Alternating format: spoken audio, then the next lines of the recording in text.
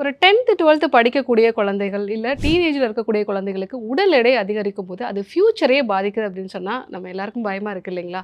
ஏன்னா இந்த காலகட்டத்தில உடல் எடை அதிகரிக்கிறது, இர்ரெகுலர் பீரியட்ஸ் இருக்கிறது, சில பேருக்கு தைராய்டு சம்மந்தமான பிரச்சனைகள் இருக்கு அப்படின்னா, உடல் சோர்வு வந்து அதிகமா இருக்கும். அவங்களோட கான்சன்ட்ரேஷன் வந்து ரொம்ப மிஸ் ஆகும்.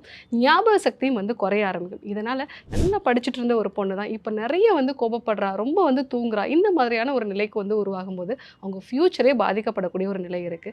ஸோ உடல் எடை அதிகரிக்குது அப்படின்னா, நல்ல புரோட்டீன் இருக்கக்கூடிய உணவுப் பொருட்கள வந்து குடுங்க. ரெகுலரா ஒரு 20 நிமிஷமாவது யோகா பயிற்சிகள வந்து ஃபாலோ பண்ண சொல்லுங்க.